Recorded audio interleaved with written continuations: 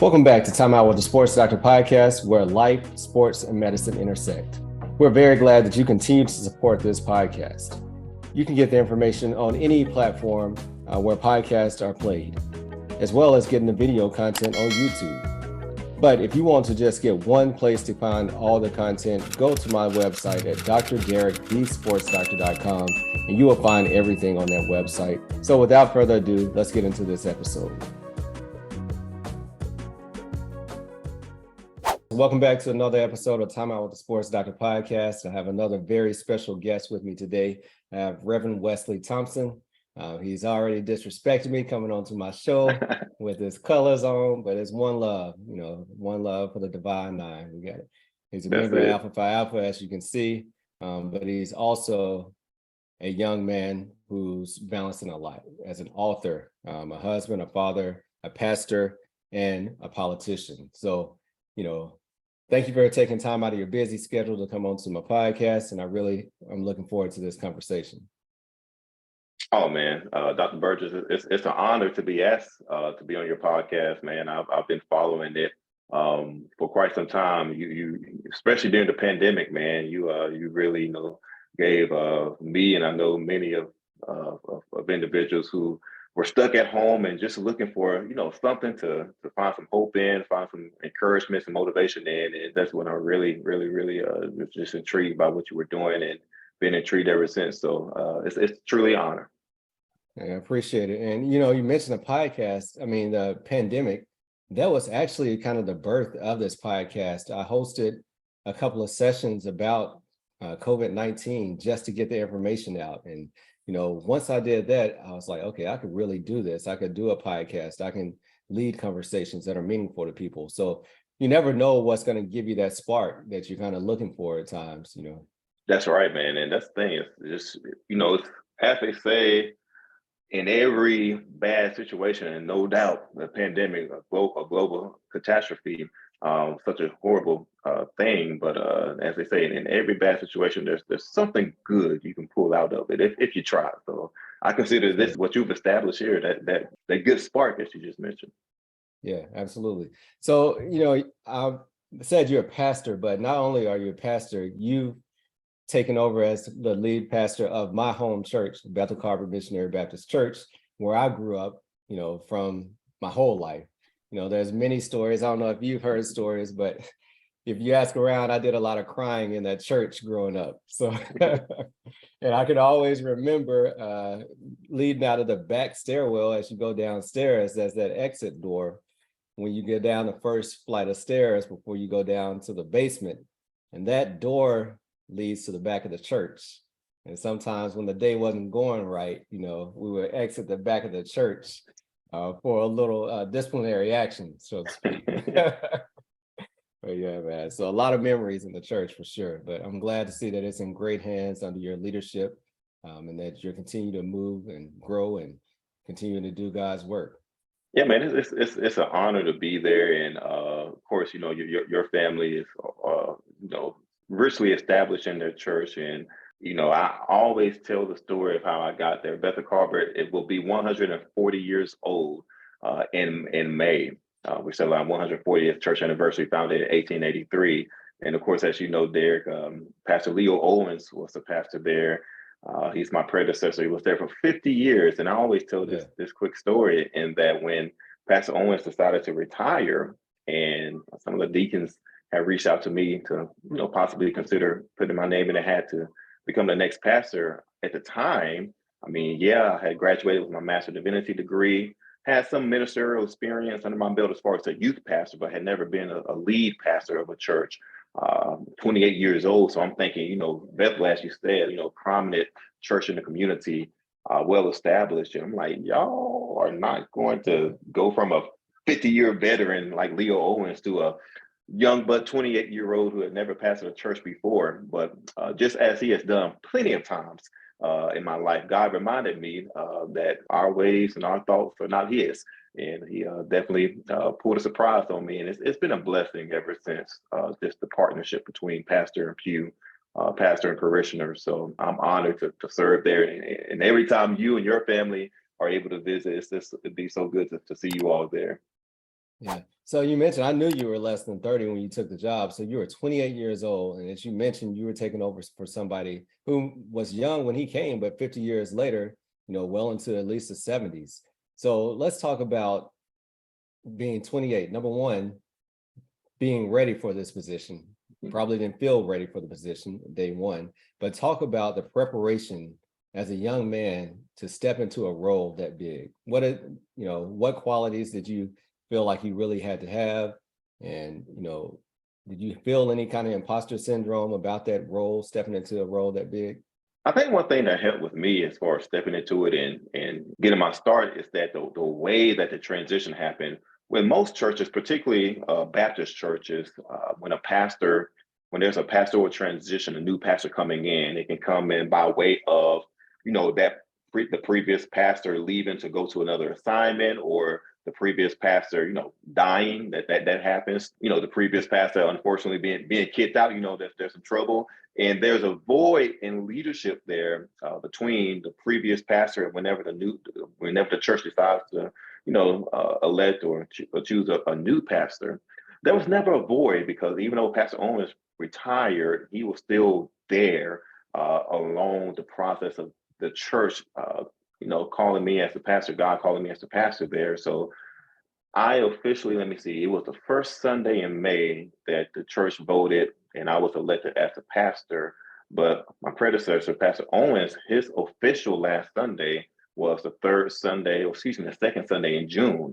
So it gave me a month and a half to be there, but not in the official capacity as pastor, because Pastor Owens was still there. So it gave me a month and a half to be his understudy, while at the same time getting to know the people before officially being, their pastor. So once that month and a half was over, there was already an established rapport there between myself and the people, and literally just a passing of the torch from Pastor Owens to me. And one thing I love about Bethel Colbert is that with Pastor Owens' 50 years and now my soon to be 6 years, it's a church that for 56 consecutive years can say that they've never gone a day without having a pastor. And I think there's something beautiful about that. That's very rare. As far as my readiness for it, I always was confident knowing that who I am, my faith, my seriousness that I take in the ministry, and of course my education. I knew that I checked all the points when it came to that. But I think there's something to say, no matter how successful or accomplished or educated a person is, there's always that, I'm not gonna call it a voice, but that thought in the back of your head where it's like asking you, it's you asking yourself, is that enough? Mm-hmm. And I had that thought. I'm like, this would be a great opportunity, but am I enough? I'm 28. I'm just coming back to the area from Atlanta. Is that enough? And that's when my faith gets in, and it reminded me that when those thoughts of am I enough creep in, that's when you really have to allow God to say, where you feel like you lack, trust in me to make up for. So that's what God spoke to me to just handle the situation as far as, if it was God's will for me to be the pastor, then it will be. If it was not his will for me to be the pastor, then it wouldn't be. And on to the next journey, whatever that may have looked like. But of course, 6 years later, it was obviously God's will.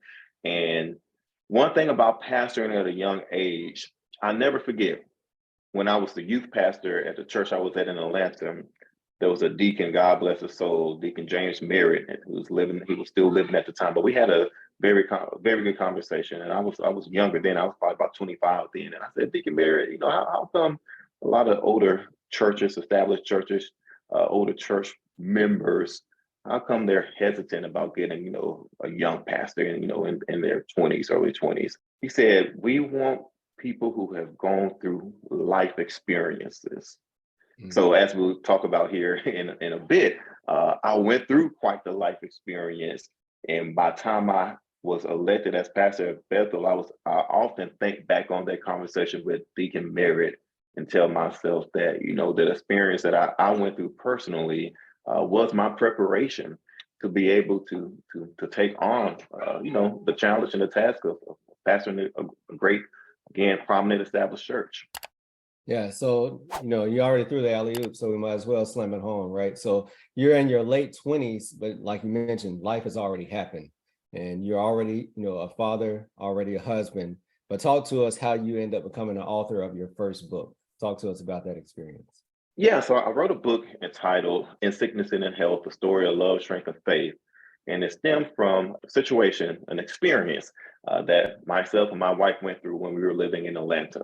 So it was in August of 2015 that we were pregnant. In fact, I remember coming back here to the shows like 2 weeks before to tell some close family members that we were pregnant. And my wife, she's a social worker, has her bachelor's and master's degree in social work. At the time when we were living in Atlanta, I was working at the university that I graduated from, Mercer University, also working as a youth pastor. My wife, she was working for an organization there, a prominent organization in Fulton County. So, we're young, we in ATL, we're feeling good about ourselves, young people, young professionals in the booming city of Atlanta, and, expecting our first child. And, life was really life could not have been at a better projection.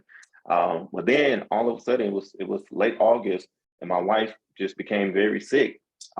Had to put in the hospital. She was in the hospital for about 2 weeks, and in that 2 week span, as far as the beginning stages of it, she was placed in ICU. She was placed in medically induced coma, and the doctors have no idea what in the world is going on. I mean, they're testing for seeing that if it's vasculitis, they're testing to see if some other languages, some other diagnoses that they have mentioned that I have never heard of before, and they're taking all these tests, but everything keeps coming back negative, and they just don't know. So we were at Northside Hospital in Atlanta because that's where her OBGYN was. So I just figured might as well just take her there.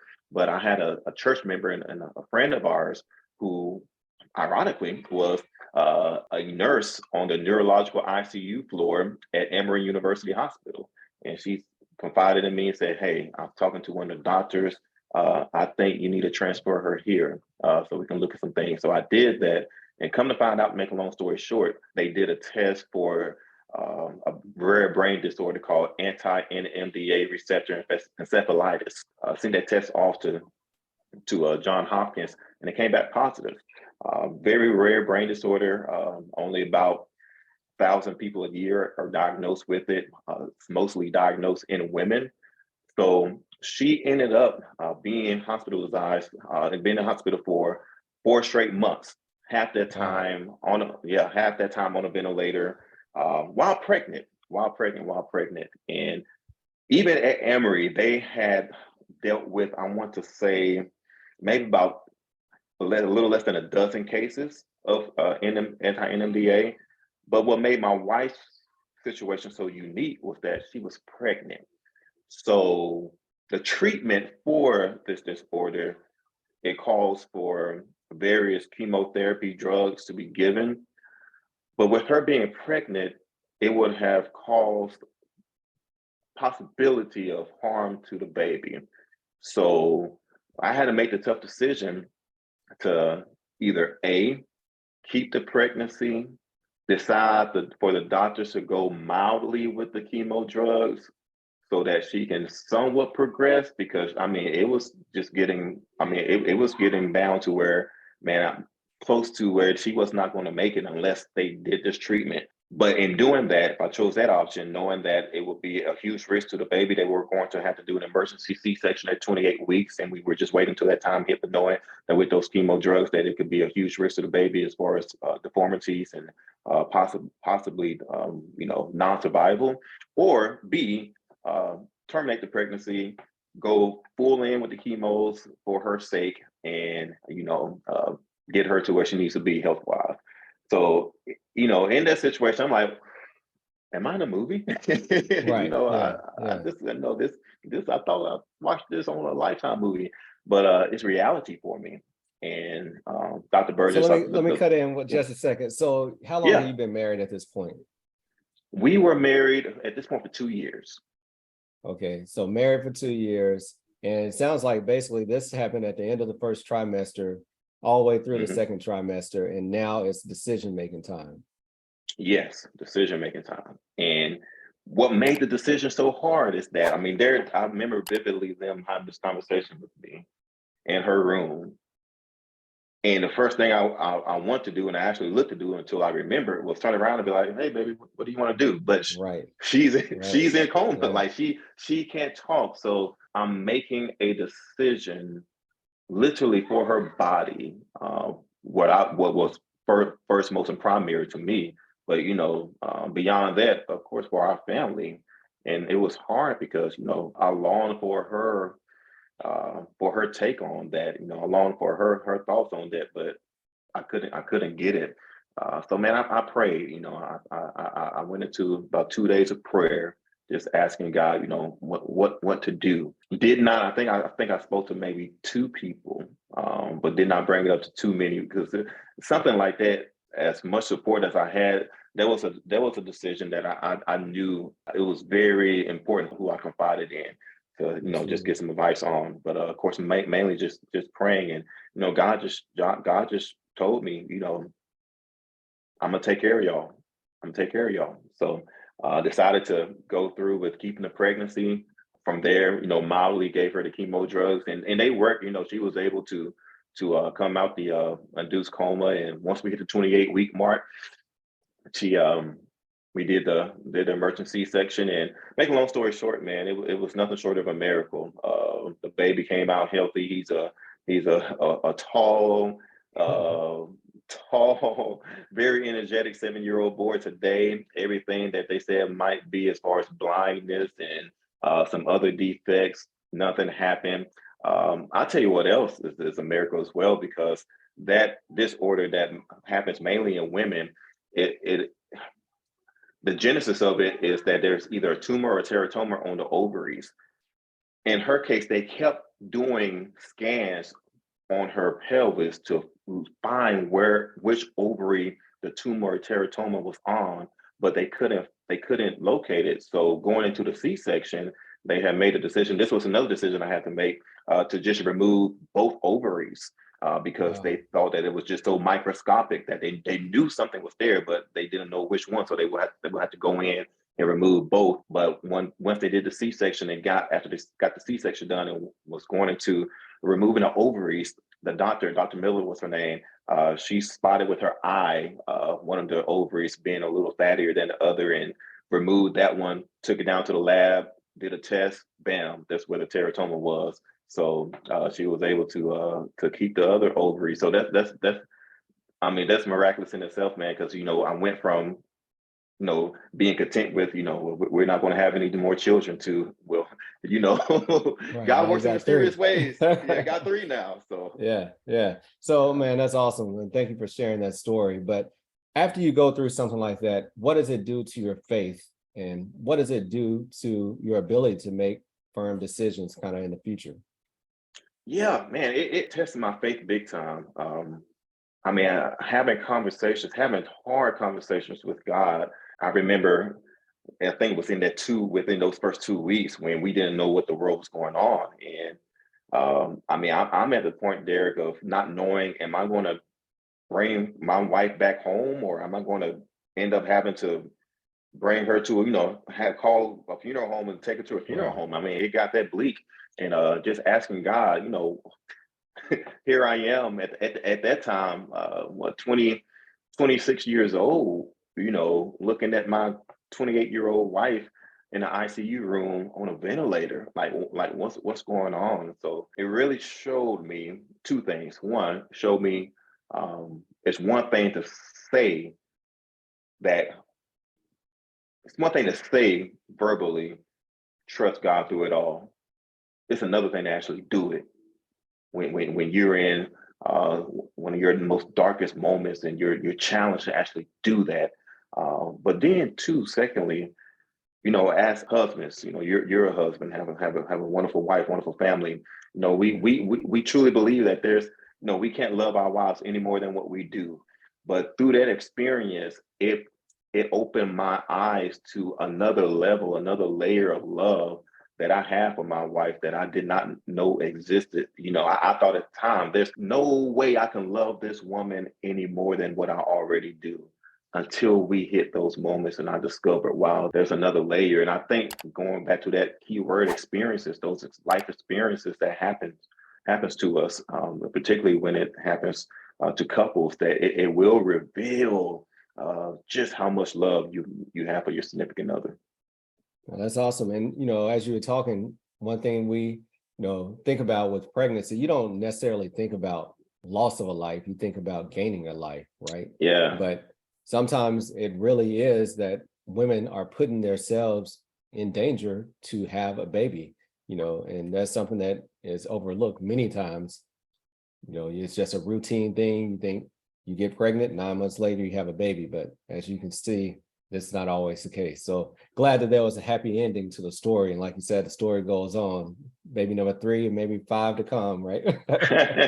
We'll see. Yeah. All right. So you mentioned being from Atlanta and ended up back in North Alabama. When you came to school there, did you say, man, this is awesome, I want to come back and be a pastor in North Alabama? Was that the dream?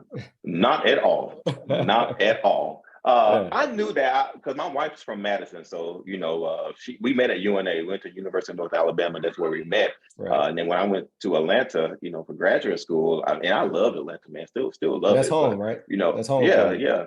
Well, no. Yeah. Well, it was my second home because Florence is my native. I'm born in Oh, I see. Florence. Okay. Yeah, born in Florence, but my mom joined the military, so we were kind of somewhat everywhere. I ended up graduating high school in Oklahoma, but came back to the Shoals area after high school to go to UNA. After graduating UNA, left to go to Atlanta, and I had always told myself that I would eventually come back to the Shoals area because all my family are here. But I was not anticipating on come back that soon. I was trying to enjoy and live it up being young in Atlanta, man. And Right. so the decision to come back, I'm being real, it was by force, not by choice. So, going back to the story, she make it out the hospital, we get home. Miles, our oldest son, he's born premature, so he's in the NICU for 3 months. So when he gets home in March of 2016, he's at home with us, but here is Tandra, who is just fresh out the hospital herself in the recovery of that particular type of encephalitis. It's about 1.5 years, and I'm taking care of her, take care of him. And I'm like, I got friends and people that, support us in Atlanta, but, it's I knew that, as they say, there's nothing like family. So it was a tough decision I had to make to move back here again, not by choice, but by force, just to get the help that I desperately needed. Because, man, I was draining myself because I was on top of that still had to make some money. So still working and taking care of them. And it was just too much. And even that period, Dr. Burgess, I shared this. It got depressing for me, man, to have to make that transition from Atlanta back home. And there's no shot against the Shoals area. Yeah. No, But at the time, at the time, I viewed it as a setback. I viewed it as demotion, if you will, because I've always had a job. From 16 years old in high school, working at Outback Steakhouse, busting tables, which is why I don't eat at Outback Steakhouse today. But busting tables, man, at UNA held at least 2, if not 3 jobs at a time. Even when I moved to Atlanta, hustling and bustling, man, working 2 jobs, working at the church as youth pastor, working at my university as an admissions representative.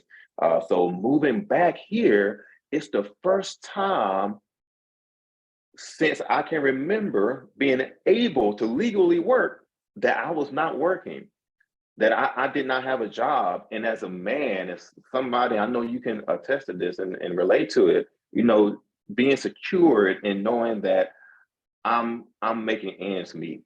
right.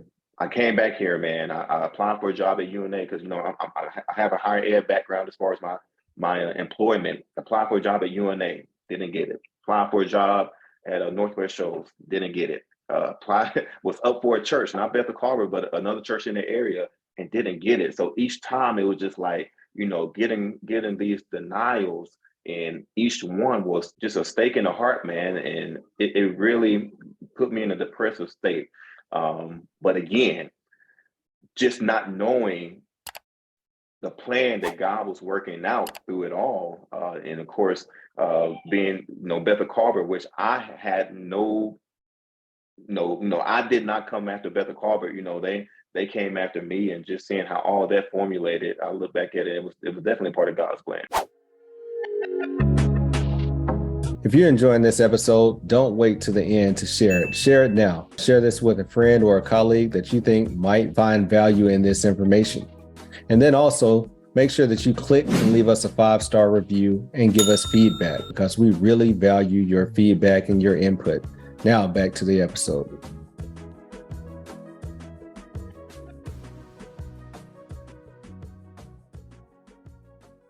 Absolutely. And as you're talking now, not only are you a pastor, but you're also a pastor for hospice, right?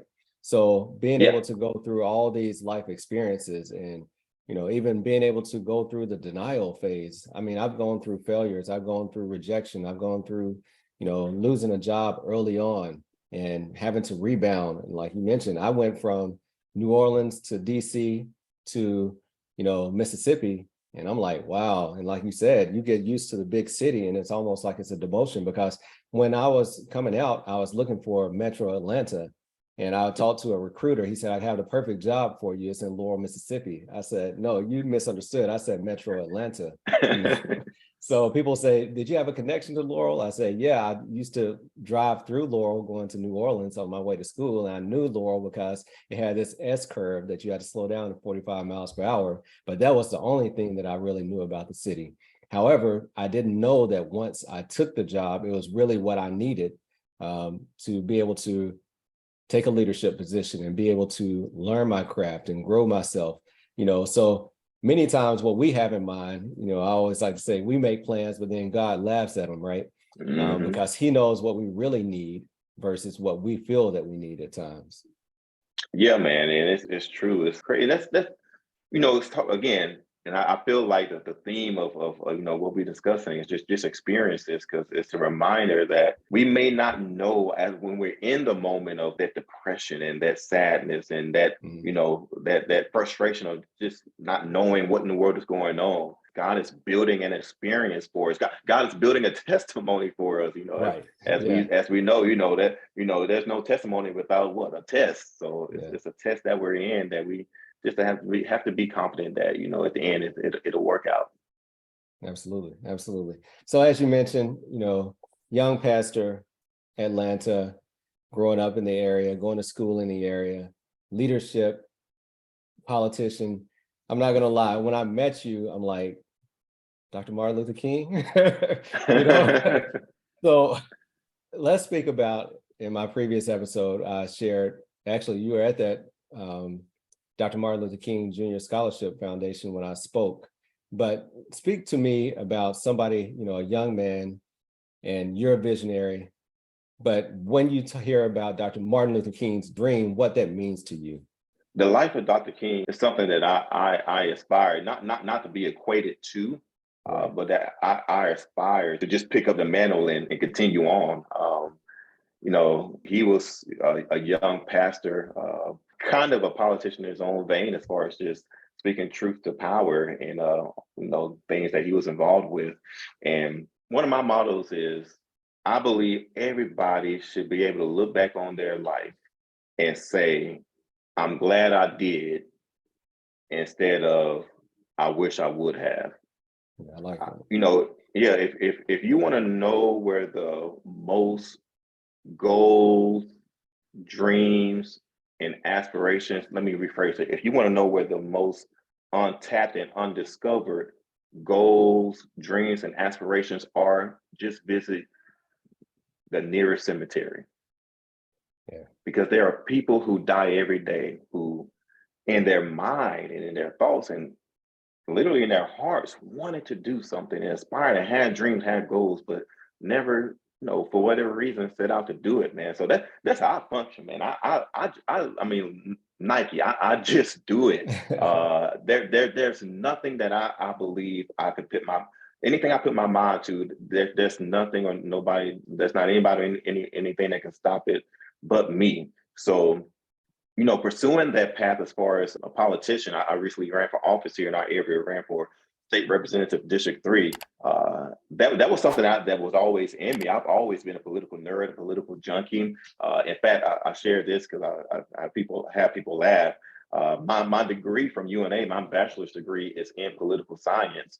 So at that time, I actually was planning to go to law school afterwards and, go into that field. But, God had changed that course, and, he showed me, that my calling was to go into full-time ministry, which is why I shifted from going to law school to going to seminary instead. And always joking, I always say that God changed my journey, my own path from being a high-paid prosecutor to a low-paid pastor. but it's something that I've always, even though I didn't go to law school, I've always been very involved in my community here, politically, being in the know, attending, council meetings, going out in Montgomery and protesting, being at rallies. I'm an activist in the area. So when the state representative for District 3 seat, it was an open seat. I talked to some people, of course, talked to the wife, and I said, I've always wanted to do this, so might as well do it now. So, and we did great. We won the primary, did not win the general election in November, which I knew it was going to be a uphill to climb. I'm a newcomer, 34 years old, never ran for office before, but man, we ran a heck of a campaign. And I had fun. Every time I ran into a neighbor today, he asked me about, how it's like now that I'm not campaigning. He was just asking me about the experience. And I tell everybody the same thing. It was fun. I had fun because I did something that I've always wanted to do. And I encourage people, especially young people, to do that. No matter what it is, even running for office, there's no age limit on when you can run for office. I'm 34. You don't have to wait till you in your 50s. You don't have to wait until you have this experience or that experience. If there's something that you want to do, just do it and enjoy the ride. Yeah, as you said that, many times there's only going to be a one winner from an election, right? But losing, what does that really mean? I feel like on the road to success, they say fail fast, fail forward, right? If you don't fail many times, you're not going to learn and grow. So you have that loss, so to speak, out of the way or under your belt. Now you have the experience that you can grow from. So how did you, when the election results come back and you see you did not win the election, so to speak, what's your take on that? It was hard because I worked my tail off, man. Yeah. I really did. And just, not seeing the results of what the hard work I put in. But again, understanding the political climate. In Alabama, I ran as a Democrat, so I knew it would be tough. But there was still that hope that people would appreciate seeing the passion and the hard work ethic I put in there. But the next day, I was good, man. I really was, because I still had a wife, I still had a kid, still had a family, still had a church, still had a home to go to, and still had a job to go to that I enjoyed. And I really did learn from it. A lot of people ask me, am I going to do it again? I can see myself doing it again. May not be immediately, but I can see myself eventually doing it again. And from that experience, there are a lot of takeaways. There are a lot of things I learned that I know that whenever the time comes that I run again, there will be some things that I maneuver, some things that I adjust. But even in losing, opportunities, man, have come out the woodworks. Just because I put myself out there, people became familiar with me. Speaking engagements, this first part of the year, I'm talking outside of church life. I'm not talking about just preaching. I'm talking about solid speaking engagements to organizations and schools are building up like that, and was all because of what I did as far as running and people being impressed with what I had to present. So even though I lost, I'm still reaping some blessings from just trying. Yeah, absolutely. Well, on TimeOut with SportsDr, this is your final timeout. So first, thank you for sharing all that you shared as far as life stories and in sickness and in health, and that journey, and your walk to becoming a pastor at such an early age. So, let's speak now to someone who it might be stifled by fear of taking that first step, or afraid because of what if I lose? What if I don't succeed? Speak to that person about why you have to get moving and you have to take that first step before you can succeed. As far as the questions of what if, or what's out there, or what does that look like, you never know until you do it. I mean, what you may be able to discover that's out there. It's funny you asked that question, because your parents could tell you this. I've been preaching a sermon series about launching out into the deep, coming from that story in Luke chapter 5, when Peter, he spent the whole night fishing and he had caught nothing. I mean, all night fishing. He got up the next morning, or the next morning the sun rose, so he was on the verge of giving up. He was on the verge of saying, I'm done with this, I'm about to call it quits. But then Jesus comes along. He tells Peter, he says, go back, grab your rod, grab your net, get in a boat, go back out there, fish again. But he says, go deeper. He says, launch out into the deep. And when Peter did that, the story goes that he caught so much fish that the net broke. He caught so much fish that it not only filled his boat, but other people who were with him, it filled their boats. But it was all because Peter decided to step out on faith and go deeper, go further, go beyond.